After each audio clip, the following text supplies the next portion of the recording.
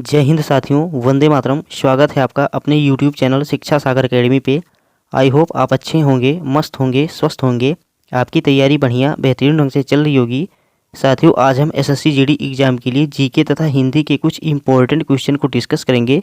तो जितने भी प्रश्न साथियों ये SSC GD के प्रीवियस ईयर एग्जाम में पूछे गए क्वेश्चन थे। तो साथियों केवल आज हम जीके और हिंदी के क्वेश्चन को डिस्कस करेंगे। कल वाली वीडियो में साथियों हम जीके, हिंदी, रीजनिंग तथा मैथ इन चारों सब्जेक्ट को एक ही क्लास में करने वाले हैं। तो आज साथियों हम केवल जीके और हिंदी के क्वेश्चन को करेंगे। तो जब तक आपका SSC GD का एग्ज़ाम नहीं हो जाएगा साथियों, तब तक इस चैनल पर डेली आपके लिए रीजनिंग और मैथ, जीके तथा हिंदी इनके प्रैक्टिस सेट आते रहेंगे। तो अगर आप चैनल पर नए हैं तो चैनल को सब्सक्राइब करके बेल आइकन को ऑन कर दीजिएगा। और साथियों साथ ही इस वीडियो का लिंक अपने दोस्तों के पास शेयर जरूर कीजिएगा जितने भी लोग SSC GD एग्जाम की तैयारी कर रहे हैं। हम साथियों डेली प्रैक्टिस सेट में उन्हीं प्रश्नों को डिस्कस करेंगे जो SSC GD के पिछले एग्जाम में पूछे गए क्वेश्चन थे। तो ऐसा साथियों हम इसलिए करेंगे, इससे आपको एग्जाम का आइडिया पता चल जाएगा, एग्जाम का लेवल पता चल जाएगा कि एग्जाम में किस प्रकार के क्वेश्चन पूछे जाते हैं और पूछे जाएंगे। तो उन्हीं प्रश्नों को डिस्कस करेंगे जैसा SSC पूछता चला आ रहा है साथियों। तो चलिए बिना किसी देरी के अब हम क्लास की ओर बढ़ते हैं। उससे पहले आपसे विनती है कि आप क्लास को बहुत ध्यान से देखिएगा साथियों। एक भी साथियों वर्ड स्किप मत कीजिएगा। जितने भी प्रश्न काफ़ी इंपॉर्टेंट हैं, एग्जाम में पूछे गए क्वेश्चन है। और कुछ साथियों शब्द आपको दिख नहीं रहे होंगे, तो मैं उनको अपनी तरफ से पूरा प्रयास करूंगा समझाने का। तो चलिए साथियों देखते हैं हमारा क्वेश्चन नंबर 1 क्या पूछा गया था। प्रश्न नंबर 1 है हमारा साथियों, बैंकों के अलावा ग्रामीण क्षेत्रों में सस्ते ऋण के अन्य औपचारिक मुख्य स्रोत निम्न हैं। तो देखिए यहाँ पे हमारा पूछा गया क्वेश्चन था साथियों कि बैंकों के अलावा ग्रामीण क्षेत्रों में सस्ते ऋण के अन्य औपचारिक मुख्य स्रोत निम्न हैं। तो देखिए ऑप्शन ए है साथियों दोस्त और रिश्तेदार, ऑप्शन बी जमींदार, ऑप्शन सी सहकारी समितियाँ और ऑप्शन नंबर डी है साथियों ऋणदाता। तो यहाँ पे राइट आंसर हमारा हो जाएगा बैंकों के अलावा ग्रामीण क्षेत्रों में सस्ते ऋण के अन्य औपचारिक मुख्य स्रोत हैं साथियों सहकारी समितियाँ। क्या है साथियों? तो सहकारी समितियाँ जो हैं ये मुख्य स्रोत हैं। तो यहाँ पे हमारा राइट आंसर साथियों ऑप्शन नंबर सी हो जाएगा। ये जो साथियों लिखा ये लिखा है सहकारी समितियाँ लिखा है। तो जो सहकारी समितियाँ हैं साथियों ये बैंकों के अलावा ग्रामीण क्षेत्रों में सस्ते ऋण के अन्य औपचारिक मुख्य स्रोत हैं। तो ऑप्शन नंबर सी हमारा राइट आंसर हो जाएगा। चलिए अगले क्वेश्चन की ओर बढ़ते हैं, देखते हैं अगला प्रश्न क्या पूछा गया था।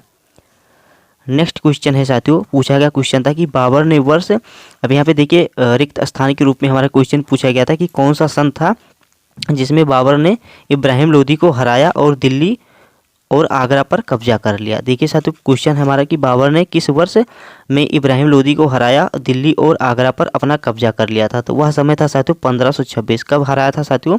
तो 1526 में इब्राहिम लोदी को साथियों बाबर ने हराया था। तो राइट आंसर हमारा साथियों यहाँ पे ऑप्शन नंबर बी होने वाला है। 1526 में साथियों बाबर ने इब्राहिम लोदी को हरा करके दिल्ली और आगरा पर अपना कब्जा कर लिया था। स्क्रीन पे साथियों नेक्स्ट क्वेश्चन दिखाई दिया है। क्वेश्चन है हमारा साथियों कश्मीर्स अनटोल्ड स्टोरी या डिक्लासिफाइड नामक पुस्तक निम्नलिखित में से किसके द्वारा लिखी गई है। देखिए साथियों क्वेश्चन है साथियों कि कश्मीर से अनटोल्ड स्टोरी डिक्लासिफाइड नामक पुस्तक निम्नलिखित में किसके द्वारा लिखी गई है। पुस्तक से रिलेटेड क्वेश्चन आपके एग्जाम में साथियों पूछे जाते हैं। SSC में कोई भी एग्जाम हो साथियों, चाहे GD का हो, चाहे MTS, चाहे CGL या CHSL, इसमें साथियों पुस्तक के लेखक से संबंधित आपके एग्जाम में 2 या 3 क्वेश्चन जरूर पूछे जाते हैं। तो अभी तो साथियों आपका एग्जाम काफ़ी समय है, तो जब तक आपके एग्जाम से पहले साथियों मैं बुक और अथर इनसे रिलेटेड भी एक क्लास अलग से ले लूँगा। और ऑलरेडी साथियों हमने इनकी क्लास भी ली है, आप चैनल के अंदर जाके देख भी सकते हैं। तो देखिए यहाँ पे हमारा राइट आंसर हो जाएगा साथियों, यहाँ पे इकबाल चंद्र मल्होत्रा और मारूफ रजा। क्या हो जाएगा साथियों? इकबाल चंद्र मल्होत्रा और मारूफ रजा यहाँ पे हमारा राइट आंसर हो जाएगा। तो ऑप्शन नंबर सी यहाँ पे साथियों हमारा करेक्ट आंसर होगा। स्क्रीन पे साथियों नेक्स्ट क्वेश्चन है, प्रश्न है हमारा कि निम्नलिखित में से कौन सा राजवंश दिल्ली सल्तनत का हिस्सा नहीं था। इंपॉर्टेंट क्वेश्चन है साथियों, पूछा गया क्वेश्चन है कि निम्नलिखित में से कौन सा राजवंश दिल्ली सल्तनत का हिस्सा नहीं था। तो ऑप्शन ए साथियों लोधी है, ऑप्शन बी सूरवंश, ऑप्शन सी खिलजी वंश और ऑप्शन नंबर डी गुलाम वंश। तो राइट आंसर हमारा होगा साथियों सूरवंश जो था साथियों ये दिल्ली सल्तनत का हिस्सा नहीं था। तो हमारा right answer option number B हो जाएगा। अगला क्वेश्चन है साथियों, प्रश्न है कि निम्नलिखित में से किसकी माप के लिए स्फिग्नोमीटर का प्रयोग किया जाता है। देखिए साथियों किसकी माप के लिए स्फिग्नोमीटर का प्रयोग किया जाता है। तो राइट आंसर हमारा क्या हो जाएगा साथियों? देखिए रक्तचाप जो है साथियों, जो रक्तचाप है साथियों इसकी माप के लिए साथियों हम स्फिग्नोमीटर का प्रयोग करते हैं। तो हमारा ऑप्शन ए जो है साथियों राइट आंसर हो जाएगा। स्फिग्नोमीटर साथियों इसका प्रयोग साथियों रक्तचाप को मापने के लिए करते हैं। साथियों यदि आपको क्लास अच्छी लग रही है तो प्लीज़ आप वीडियो को लाइक कर दीजिए। साथ ही अगर आप चैनल पर नए हैं तो चैनल को सब्सक्राइब करके बेल आइकन को ऑन कर दीजिएगा। और जितना हो सके साथियों, जितने भी दोस्त आपके SSC GD एग्ज़ाम की तैयारी कर रहे हैं उनके पास इस वीडियो का लिंक ज़रूर शेयर कीजिएगा। तो जब तक साथियों SSC GD की परीक्षा नहीं हो जाएगी तब तक आपके लिए इस चैनल पर डेली इसके प्रैक्टिस सेट आते रहेंगे। आज केवल हम साथियों जीके और हिंदी के प्रैक्टिस सेट में करेंगे। कल हम साथियों जीके, हिंदी, रीजनिंग और मैथ इन 4 सब्जेक्ट को एक ही क्लास में प्रैक्टिस सेट करेंगे। ऐसे हम करेंगे जैसे आपको लगेगा कि एग्जाम हॉल में मैं बैठा हूँ, एग्जाम हॉल में बैठ के परीक्षा दे रहा हूँ। और आज साथियों इसके जो आंसर हैं आपको एग्जैक्ट दिख नहीं रहे होंगे, तो उसके लिए मैं आपसे क्षमा चाहता हूँ साथियों। कल वाली क्लास में मैं साथियों इनके टेक्स्ट को थोड़ा और क्लियर करूँगा, बट साथियों आज अपने हिसाब से आप एडजस्ट कर लीजिए। मैं इनके आंसर को बता दे रहा हूँ, या जो नहीं दिख रहे हैं क्लियर तो मैं उनको लिख दे रहा हूँ, तो आप समझ लीजिएगा।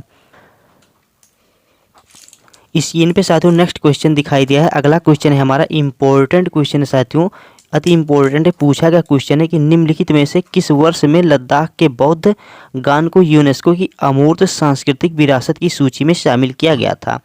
देखिए साथियों इम्पोर्टेंट क्वेश्चन है, जो लद्दाख का बौद्ध गान का यूनेस्को की अमूर्त सांस्कृतिक विरासत की सूची में कब शामिल किया गया था। जो लद्दाख का साथियों बौद्ध गान था इसको कब साथियों यूनेस्को में शामिल किया गया था। तो राइट आंसर हमारा होगा साथियों ऑप्शन नंबर डी, 2012 में साथियों इसको शामिल किया गया था। कब किया गया था साथियों, तो लद्दाख का जो साथियों बौद्ध गान है साथियों इसको यूनेस्को की अमूर्त सांस्कृतिक विरासत में 2012 में शामिल किया गया था। इम्पोर्टेंट क्वेश्चन है। चलिए अगले प्रश्न की ओर बढ़ते हैं। स्क्रीन पे साथियों अगला क्वेश्चन दिखाई दिया है। प्रश्न है हमारा कि महाशय धर्मपाल गुलाटी जिनका दिसंबर 2020 में निधन हो गया, प्रतिष्ठित मसाला ब्रांड के मालिक थे। देखिए साथियों महाशय धर्मपाल गुलाटी जिनका दिसंबर 2020 में निधन हो गया था, ये किस मसाला ब्रांड के मालिक थे। तो देखिए साथियों राइट आंसर हमारा हो जाएगा MDH। किसके साथियों थे, तो ये MDH मसाला ब्रांड के मालिक थे। तो ऑप्शन नंबर ए हमारा यहाँ पे राइट आंसर हो जाएगा, MDH मसाला ब्रांड के मालिक थे। इनका नाम था साथियों महाशय धर्मपाल गुलाटी, और इनका निधन हो चुका है साथियों। कब इनका निधन हुआ है, तो 2020 में इनका निधन हुआ है। अगला क्वेश्चन है साथियों, प्रश्न है हमारा कि उभयलिंगी व्यक्ति जिसे हम अधिकारों का संरक्षण के अधिनियम के नाम से जानते हैं, ये साथियों 2019 में कब लागू हुआ था। देखिए इंपॉर्टेंट क्वेश्चन है। योजना साथियों है 2019 की, और लागू कब हुआ था। देखिए कैसा क्वेश्चन पूछा गया था आपके एग्जाम में कि उभयलिंगी व्यक्ति जो होते हैं इनके अधिकारों का संरक्षण अधिनियम 2019 कब लागू हुआ था। तो ये लागू हुआ था साथियों 1 जनवरी 2020 को। कब लागू हुआ था साथियों, तो 1 जनवरी 2020 को साथियों ये लागू हुआ था। तो अब देखिए साथियों 1 जनवरी 2020 को लागू हुआ था, और योजना कब की है, तो 2019 की है। काफ़ी बच्चे साथियों 2019 पे टिक करके आते हैं, बट ये इसका गलत आंसर होगा। ऑप्शन ए जो है हमारा साथियों 1 जनवरी 2020 को साथियों ये योजना लागू हुई थी। तो आप बहुत ध्यान से क्वेश्चन को पढ़िएगा। योजना साथियों है 2019 की अधिनियम है साथियों, और लागू हुआ 1 जनवरी 2020 को। तो राइट आंसर हमारा होगा साथियों 1 जनवरी 2020। चलिए अगले प्रश्न की ओर बढ़ते हैं। अगला क्वेश्चन है साथियों, प्रश्न है हमारा कि अंतिम मुगल सम्राट बहादुर शाह जफर को अंग्रेजों ने रंगून जेल में किस वर्ष में कैद किया था। अभी इंपॉर्टेंट क्वेश्चन है साथियों। देखिए यहाँ पे रिक्त स्थान के रूप में क्वेश्चन पूछा गया है कि अंतिम मुगल सम्राट। अब देखिए यहाँ पे एक क्वेश्चन आपका ये भी बन गया कि अंतिम मुगल सम्राट कौन थे, तो बहादुर शाह जफर थे साथियों। तो अंतिम मुगल सम्राट बहादुर शाह जफर को अंग्रेजों ने रंगून जेल में किस वर्ष कैद किया था। तो वो समय था साथियों 1858। कब साथियों, तो 1858 में साथियों कैद किया था। तो राइट आंसर हमारा ऑप्शन नंबर बी हो जाएगा। और साथियों बात करें प्रथम स्वतंत्रता संग्राम की, तो प्रथम स्वतंत्रता संग्राम स्टार्ट हुआ था साथियों 1857 में। ये था साथियों प्रथम स्वतंत्रता संग्राम था। और यहाँ पे साथियों हमारा क्वेश्चन है कि अंतिम मुगल सम्राट बहादुर शाह जफर को अंग्रेजों ने रंगून जेल में किस वर्ष कैद किया गया, तो 1858 में कैद किया था। अगला क्वेश्चन है साथियों, प्रश्न है हमारा कि निम्नलिखित में से कौन सा कथन बृहत ज्वार के संबंध में सही नहीं है। क्वेश्चन है साथियों कौन सा कथन बृहत जो होता है साथियों बृहत ज्वार इसके संबंध में सही नहीं है। तो ऑप्शन ए है ये ज्वार अमावस्या के दिन आती है। ऑप्शन बी ये ज्वार सबसे नीची होती हैं। ऑप्शन सी ये ज्वार पूर्णिमा के दिन आती हैं। और ऑप्शन नंबर डी ये ज्वार सबसे ऊंची होती हैं। तो साथियों यहाँ पे राइट आंसर होगा बृहत ज्वार के संबंध में साथियों ये कथन सही नहीं है। ये ज्वार सबसे नीची होती हैं। क्या होती है साथियों, सबसे नीची नहीं होती हैं। तो राइट आंसर हमारा साथियों ऑप्शन नंबर बी हो जाएगा साथियों। कौन सा कथन बृहद ज्वार के संबंध में सही नहीं है? ये ज्वार सबसे नीची होती है, ये जो है साथियों ये सही नहीं है। बाकी ये ज्वार अमावस्या के दिन आती हैं, ये ज्वार पूर्णिमा के दिन में होती हैं और ये ज्वार सबसे ऊंची होती है। ये तीनों हमारे साथियों सही हैं, बट ऑप्शन बी जो है ये ज्वार सबसे नीची होती है, ये नहीं होगा इसका। तो ऑप्शन नंबर बी हमारा राइट आंसर हो जाएगा। अगला क्वेश्चन है साथियों 1944 में कोहिमा की राजधानी साथियों प्रश्न है कि 1944 में कोहिमा की लड़ाई के बीच लड़ी गई थी। अब देखिए साथियों 1944 में जो कोहिमा की लड़ाई हुई थी ये किन के बीच में लड़ी गई थी? तो ऑप्शन ए है साथियों रॉयल बर्मी सेना और ब्रिटिश भारतीय सेना। ऑप्शन बी शाही जापानी सेना और ब्रिटिश भारतीय सेना। ऑप्शन नंबर सी है साथियों जापानी सेना और कम्युनिस्ट चीनी सेना। ऑप्शन डी है साथियों चीनी सेना और ब्रिटिश भारतीय सेना।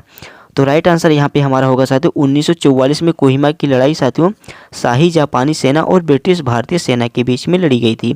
तो ऑप्शन नंबर बी हमारा राइट आंसर होगा साथियों। किनके बीच लड़ी गई थी साथियों? तो ये शाही जापानी सेना साथियों, शाही जापानी सेना और ब्रिटिश भारतीय सेना। किसके बीच साथियों? शाही जापानी सेना बनाम साथियों ब्रिटिश भारतीय सेना के बीच में 1944 में कोहिमा की लड़ाई लड़ी गई थी।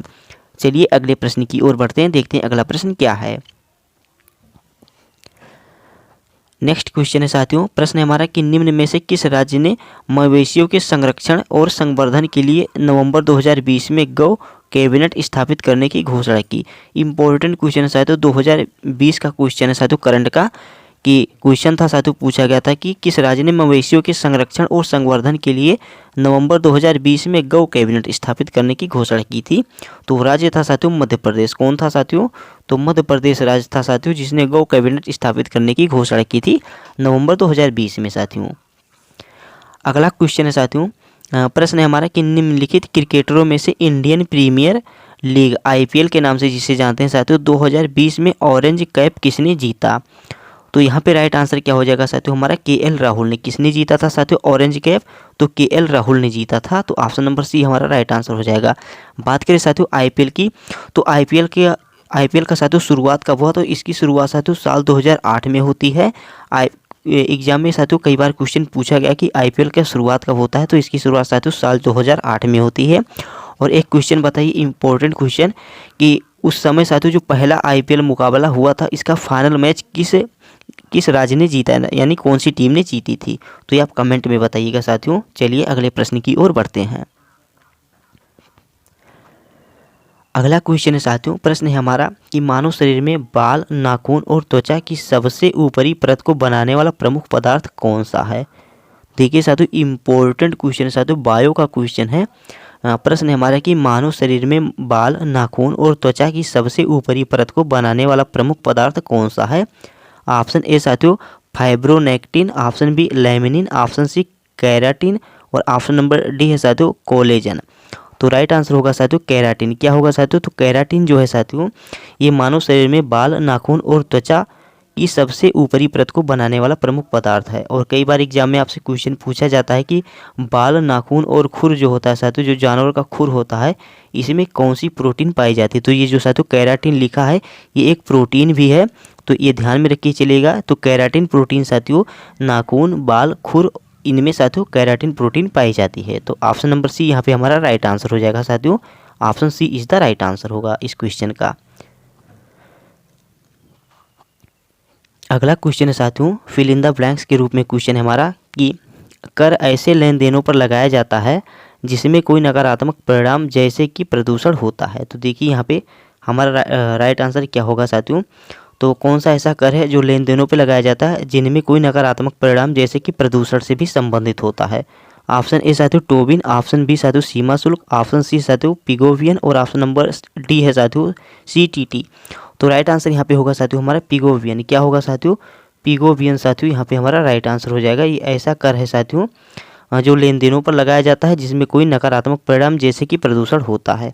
तो साथियों पिगोवियन हमारा राइट आंसर हो जाएगा। तो ऑप्शन नंबर सी साथियों इज द राइट आंसर।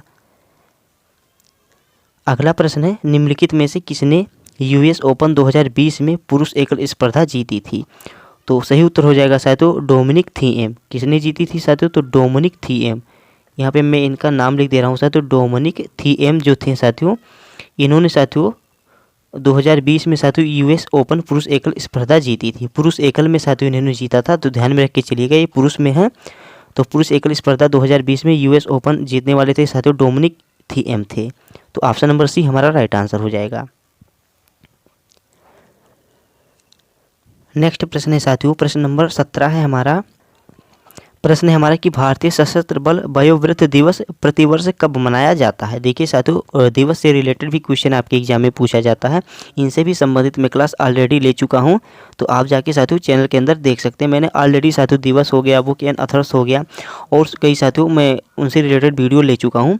तो स्पोर्ट्स से रिलेटेड भी मैं साथियों वीडियो में करवाया हूँ, तो स्पोर्ट्स से रिलेटेड भी आपके एग्जाम में क्वेश्चन पूछे जाते हैं। तो देखिए यहाँ पे हमारा क्वेश्चन क्या पूछा गया था। प्रश्न है हमारा कि भारतीय सशस्त्र बल वयोवृद्ध दिवस प्रतिवर्ष कब मनाया जाता है। तो ये मनाया जाता है साथियों 14 जनवरी को। कब मनाते हैं साथियों, तो 14 जनवरी को साथियों मनाया जाता है। भारतीय सशस्त्र बल वयोवृद्ध दिवस प्रतिवर्ष 14 जनवरी को मनाते हैं। अगला क्वेश्चन है साथियों, भारतीय रिजर्व बैंक को फिल इन द ब्लैंक का क्वेश्चन है साथियों। भारतीय रिजर्व बैंक को के विदेशी मुद्रा विनिमय अधिकरण FERA द्वारा विनिमय नियंत्रण हेतु वैधानिक शक्ति प्रदान की गई थी, जिसके बाद एक अधिक व्यापक विदेशी मुद्रा विनियमन अधिकरण 1973 द्वारा प्रतिस्थापित किया गया था।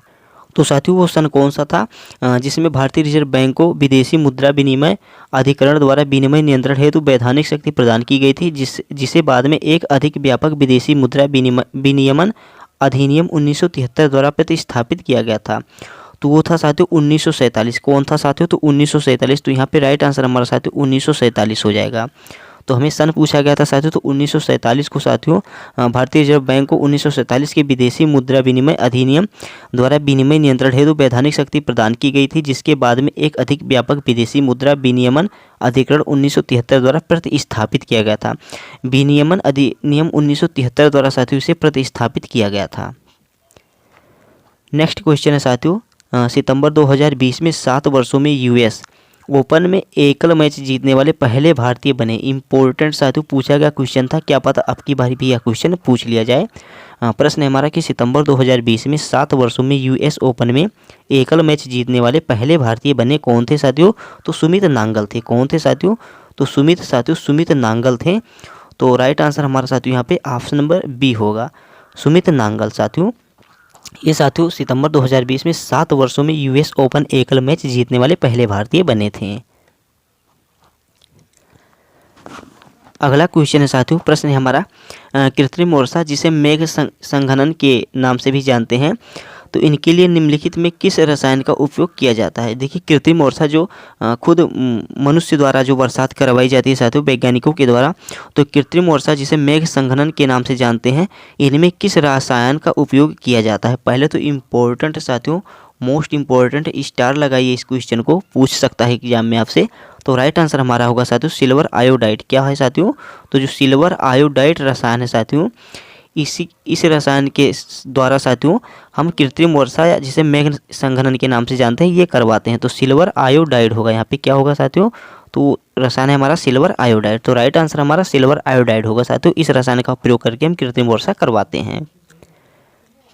चलिए साथियों इधर अब हमारा हिंदी का सेशन स्टार्ट हो चुका है।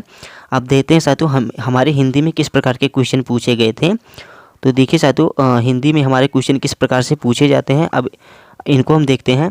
तो देखिए हमारा पहला क्वेश्चन है, दिए गए खंड में रेखांकित खंड को प्रतिस्थापित करने के लिए सबसे उपयुक्त विकल्प का चयन करें। यदि इसे प्रतिस्थापित करने की आवश्यकता नहीं है तो विकल्प में किसी बदलाव की आवश्यकता नहीं है। देखिए साथियों यहाँ पे हमें क्या करना है, तो हमें त्रुटि देखना है। जहाँ पे साथियों अंडरलाइंड है यानी रेखांकित है वहाँ पे हमें त्रुटि देखना है कि यहाँ पे कोई गलत है या सही है, तो वही हमें चूज करना है। देखिए हमारा क्वेश्चन है वह मुझे अनंत काल से नहीं मिला। देखिए साथियों यहाँ पे हमारा क्वेश्चन है वह क्लियर दिख रहा है। यहाँ पे देखिए क्वेश्चन हमारा कि वह मुझे अनंत काल से नहीं मिला। अनंत काल साथियों, अनंत काल का मतलब साथियों बहुत ज़्यादा लंबा समय हो गया, तो इसको हम सही रूप से क्या लिखेंगे। तो देखिए यहाँ पे ऑप्शन है किसी बदलाव की आवश्यकता नहीं है, ऑप्शन बी प्राचीन काल में, ऑप्शन सी पुरातन काल में, और ऑप्शन नंबर डी है चिरकाल से। तो देखिए साथियों वह मुझे अब देखिए यहाँ पे हम ऑप्शन बी बैठा के देखेंगे तो वह मुझे प्राचीन काल से नहीं मिला। प्राचीन काल से नहीं मिला तो प्राचीन काल तो साथियों होगा नहीं। प्राचीन काल तो साथियों जब दो लोग होते हैं, यानी प्राचीन काल से नहीं मिला ये नहीं होगा हमारा। पुरातन काल ये भी नहीं होगा। अनंत काल यहाँ पे साथियों होगा चिरकाल। क्या होगा साथियों, यहाँ पे सही हमारा होगा चिरकाल से नहीं मिला। तो वह मुझे चिरकाल से नहीं मिला, तो ऑप्शन डी हमारा राइट आंसर हो जाएगा। नेक्स्ट क्वेश्चन है साथियों, क्वेश्चन है हमारा कि जो ना जाना गया हो वाक्यांश के लिए एक शब्द क्या होगा। जो ना जाना गया हो, जिसे कोई जानता ही ना हो, जिसका कोई साथियों अता पता ना हो, उसे क्या कहेंगे। तो यहाँ पे हमारा क्वेश्चन साथियों बोला है कि जो ना जाना गया हो, जिसे जाना ही ना गया हो, तो उसे क्या कहेंगे साथियों। अतिथि, अतिथि तो का मतलब होता है साथियों मेहमान। अनजान का मतलब भी साथियों होता है जिसे जाना ना जा सके, और ज्ञात का मतलब जिसे जाना जा सके। बट यहाँ पे देखिए साथियों अनजान और अज्ञात, यहाँ पे हमारा कन्फ्यूजन है। तो देखिए हमारा राइट आंसर क्या होगा, जो ना जाना गया हो। तो जो ना जाना गया हो साथियों तो उसे हम कहेंगे अज्ञात है। तो यहाँ पे क्या होगा साथियों, अज्ञात होगा। तो यहाँ पे होगा साथियों हमारा ऑप्शन नंबर डी साथियों अज्ञात। नेक्स्ट क्वेश्चन है साथियों, हमारा क्वेश्चन नंबर 3 है। प्रश्न की दिए गए वाक्य में रेखांकित खंड को प्रतिस्थापित करने के लिए सबसे उपयुक्त विकल्प का चयन करें। यदि इसे प्रतिस्थापित करने की आवश्यकता नहीं है तो विकल्प किसी बदलाव की आवश्यकता नहीं है, तो उसी का चयन करना है साथियों जहाँ पे हमारा रेखांकित है। तो असली भैंस का दूध मीठा होता है। नहीं, देखिए असली भैंस का दूध बहुत मीठा होता है। तो यहाँ पे साथियों हमें सही अर्थ निकालना है इसका। तो देखिए साथियों असली भैंस का दूध मीठा होता है। अब तो यहाँ पे देखिए हमारा राइट आंसर क्या होगा साथियों, असली भैंस। ये क्यों, ये तो कोई शब्द नहीं है साथियों कि असली भैंस। तो देखिए साथियों ऑप्शन ए साथियों भैंस का असली दूध, ऑप्शन बी भैंस का दूध, ऑप्शन सी गाय का दूध, और ऑप्शन नंबर डी है किसी बदलाव की आवश्यकता नहीं है।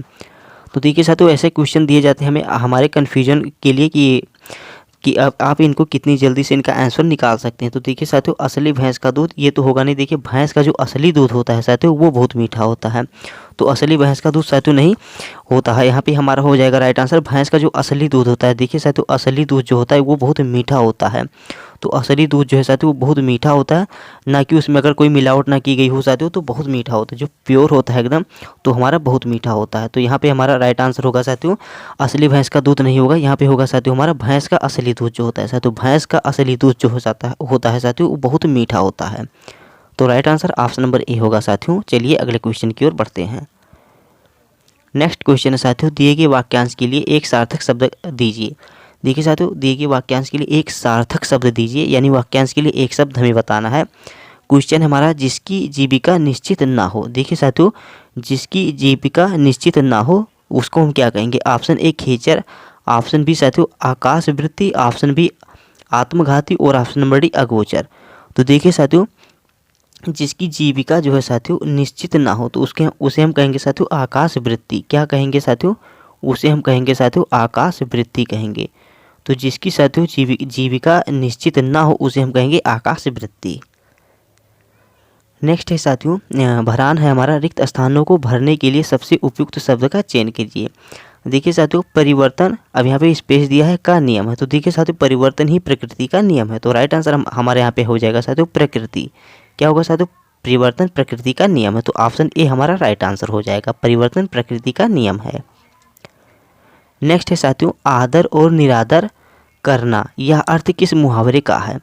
आदर और निरादर करना यह अर्थ किस मुहावरे का है साथियों। तो देखिए ऑप्शन ए पान फूल सा, ऑप्शन बी पान फूल पर रहना, ऑप्शन सी पान पत्ते तक सीमित होना, और ऑप्शन नंबर डी साथियों पान पनही खिलाना।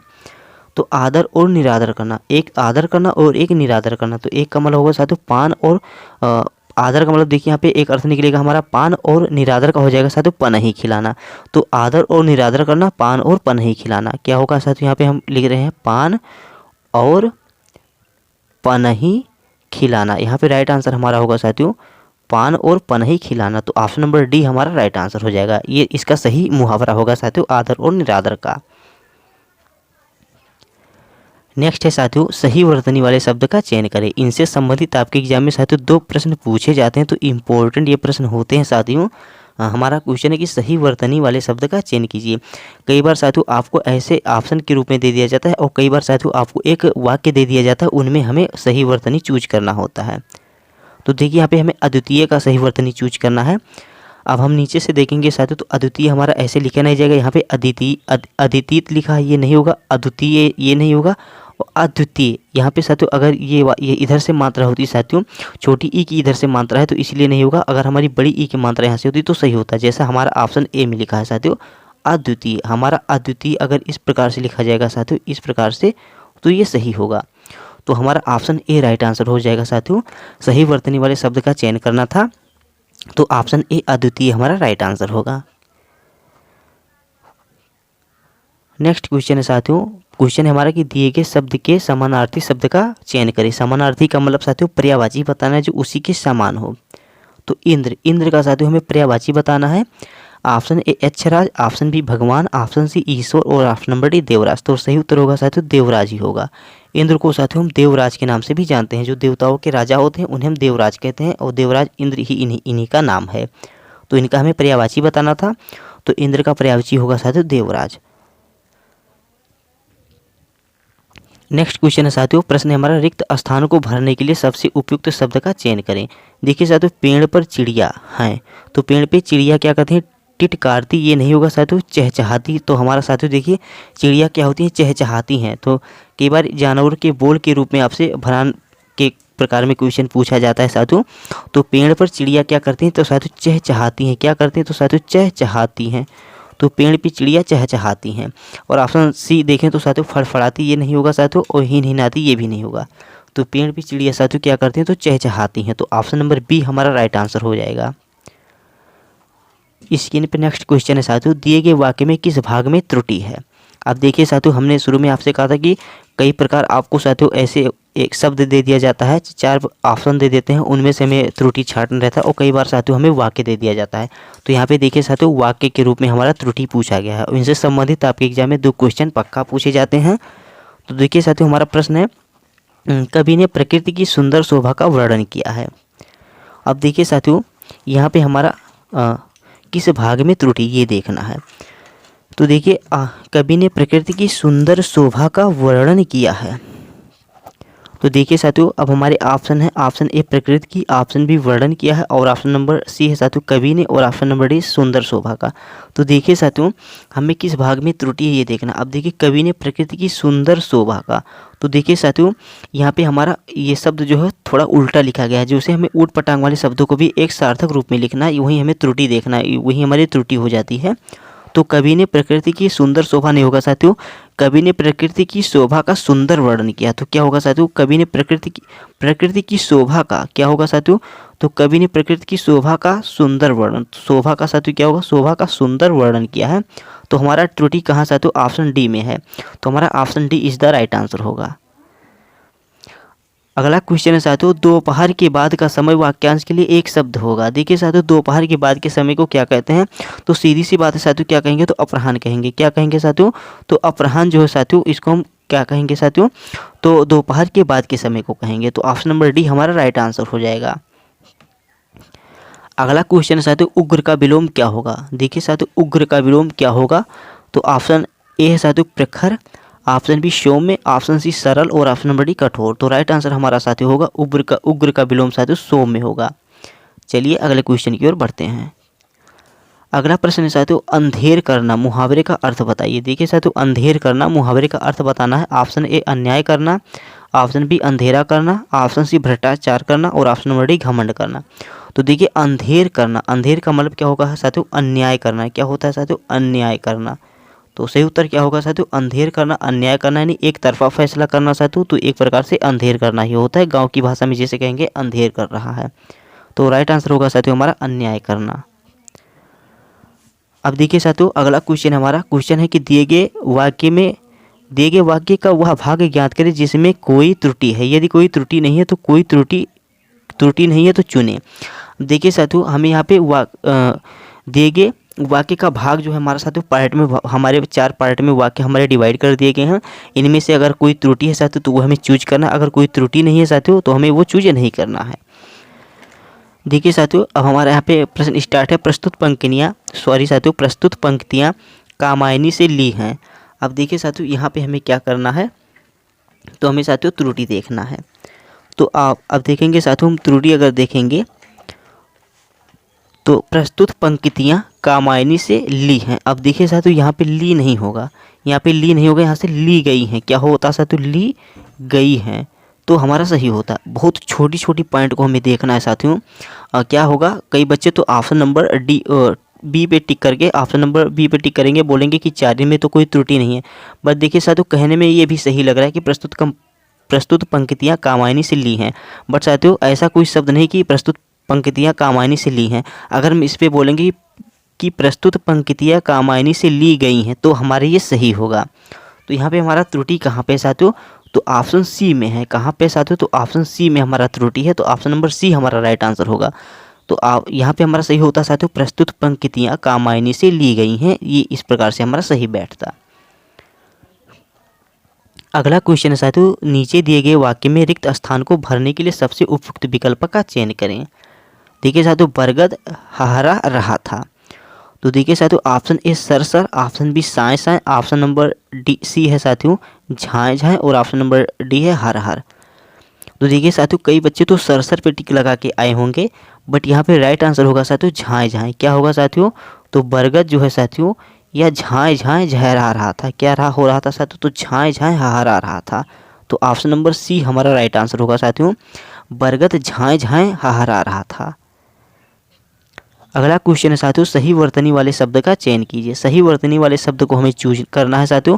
यहाँ पे यानी ईर्ष्यालु से रिलेटेड शब्द को हमें चूज करना है। तो ऑप्शन ए ईसालु लिखा है, ऑप्शन बी ईर्ष्यालु लिखा है, और ऑप्शन नंबर सी जो साथियों ईर्ष्यालु ये सही लिखा है, और ऑप्शन नंबर डी है साथियों ईर्ष्यालु।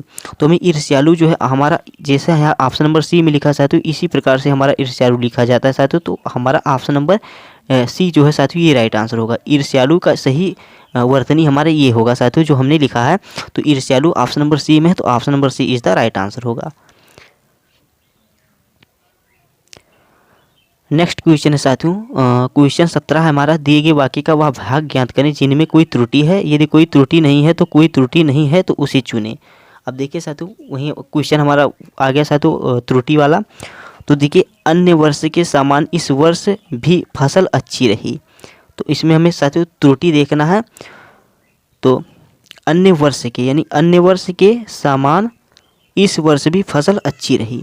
तो हमारा त्रुटि कहाँ पे है साथियों, देखिए ऑप्शन अगर पहला त्रुटि देखेंगे अन्य वर्ष, तो और यहाँ पे होगा साथियों औरो वर्ष यानी औरो वर्ष के अपेक्षा इस वर्ष फसल अच्छी रही। तो यहाँ पे त्रुटि हमारा ऑप्शन नंबर बी में है साथियों ऑप्शन नंबर ए में है। तो ऑप्शन 1 में हमारा त्रुटि है साथियों, तो ऑप्शन नंबर बी यहाँ पे हमारा राइट आंसर हो जाएगा। स्क्रीन पे साथियों अगला क्वेश्चन दिखाई दिया है। प्रश्न है हमारा, दिए गए शब्द के समानार्थी शब्द का चयन कीजिए। देखिए साथियों यहाँ पे हमें पर्यायवाची बताना है। पर्यायवाची बताना है साथियों हमें तुरंगी का। तो तुरंगी का मतलब क्या होता है साथियों, तो तुरंगी का मतलब हमें बताना। तो देखिए साथियों तुरंग का मतलब होता है घोड़ा। तुरंग का मतलब बात करें साथियों तो तुरंग का मतलब होता है साथियों घोड़ा, और बात करें तुरंगी का तो इसका पर्यायवाची हो जाएगा साथियों हमारा घुड़सवार। क्या होगा, जो घोड़े की सवारी करता हो उसे हम तुरंगी कहते हैं। देखिए साथियों तुरंग यानी घोड़ा, तो अब देखिए साथियों जो तुरंग का मतलब घोड़ा हो गया, और जो इसकी सवारी करता है तो उसको क्या कहेंगे साथियों, तो तुरंगी कहेंगे। यानी तुरंग की जो सवारी करे उसे तुरंगी कहेंगे। और तुरंग का मतलब होता है साथियों घोड़ा, तो घुड़सवार ही होगा। तो तुरंगी का मतलब होगा साथियों क्या होगा, तो तुरंगी का मतलब साथियों घुड़सवार होगा।